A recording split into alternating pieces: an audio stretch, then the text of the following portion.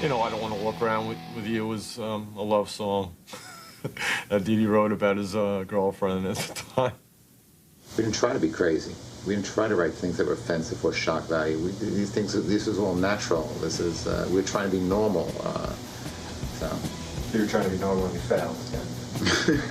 Beat on the brat, beat on the brat, beat on the brat with a baseball bat. Oh yeah, oh yeah, oh ho. Now I want it, now I want it, all that people is something, all that people is something. Like a lot of people, when we first put it on, we all sort of laughed and looked at each other and just couldn't stop staring at the cover.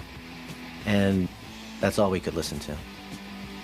It instantly made half of our album collection obsolete. Our music is just kind of part of what the Ramones are about. I mean, it's in part music, but then it's there's a lot of living in there. They were, in one way, as real could be. You could have been walking down on the corner of 53rd and 3rd and really seen Dee Dee Ramone, you know, hustling. 53rd and 3rd in New York City was a very famous chicken hawk corner where if you wanted to go pick up a boy prostitute, you would drive up to 53rd and 3rd, and they'd all be standing on the street. And Dee Dee wrote a song about turning tricks there. We'd like to wish Seymour Stein a very happy birthday, and we'd like to dedicate this set to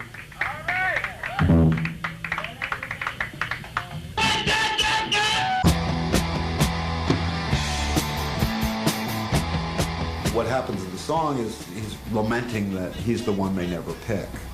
And then when a guy finally does pick him up, he has to kill the guy, proving that he's not really queer.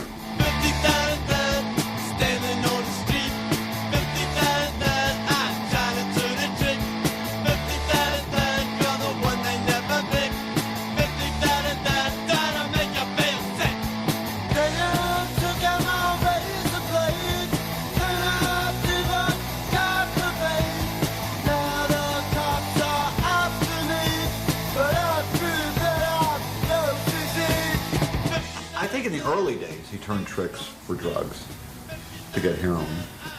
I think later he just slept with everybody because everybody wanted to sleep with him. Dee Dee, what, like, you know, 53rd and 3rd, what's the true story behind 53rd and 3rd? There's lots of rumors. I'd rather bypass that, you know. These rumors, like, nobody's really giving me, like, a fair chance at, like, what is real and what is fantasy, and everybody always blows up the negative, you know, and, like, people try to make me out like I was, like, some rough character. I was just a bass player in the Ramones, you know. They should take a look at themselves, you know. Wayne County was the DJ at Max's Kansas City upstairs. He just got the copy of the first album. I never heard anything like this before in my life. I was blown away. It was something I never heard before. It was so stripped down and so powerful that at one point I said, shit, I wish I was in this band.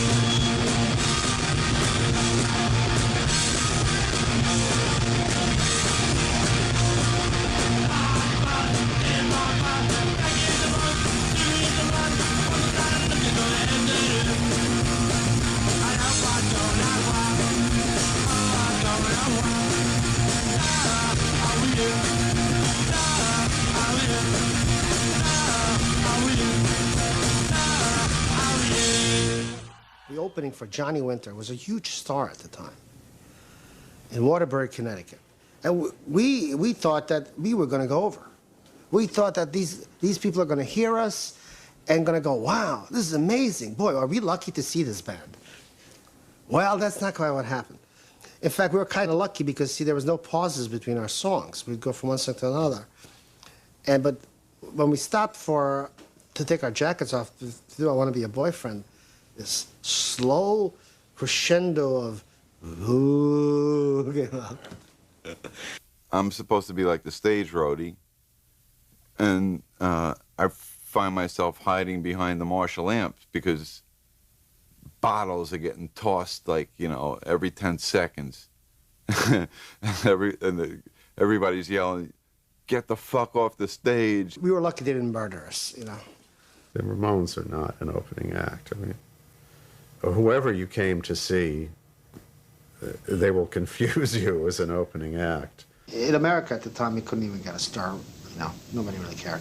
You know, outside of Rolling Stone and Village Voice, nobody else, you know. But in England, we actually created a star. Joey said, I gotta go to England. And I was going, why do you have to go to England?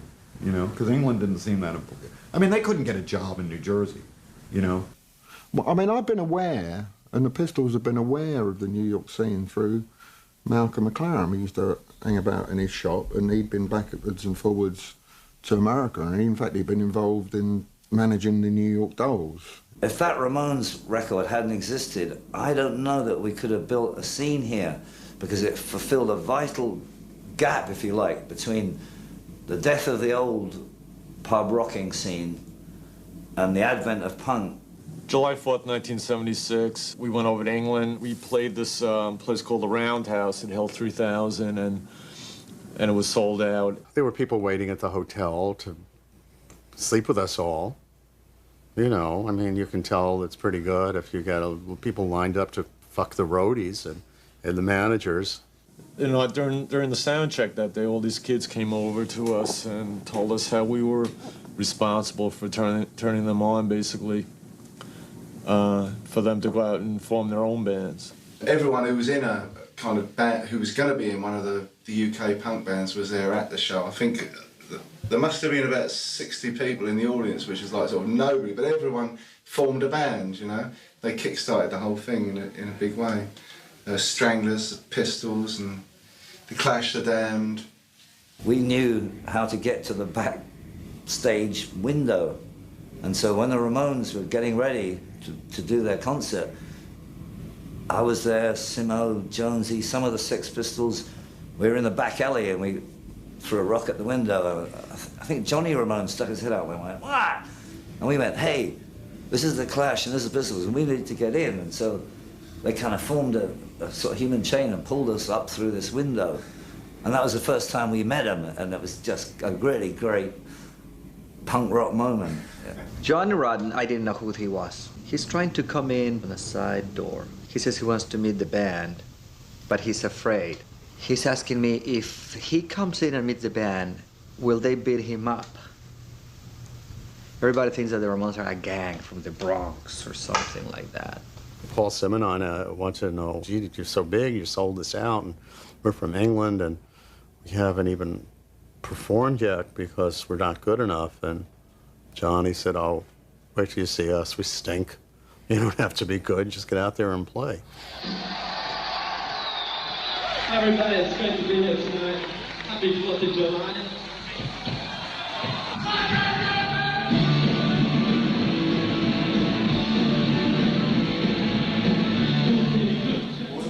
See them live. It was like white heat because of the constant barrage of the tunes. You know, you couldn't put a cigarette paper between one tune ending and the next beginning. You see, a lot of people, I think doubters were probably over there, the industry, thinking, oh, this is punk rock shambles, you know, it's going to be drunk people falling over. And they weren't ready for like a pile driver going, and then, like, you couldn't have got tighter, you know, if you'd been in New Orleans all your life, because it was unbelievable.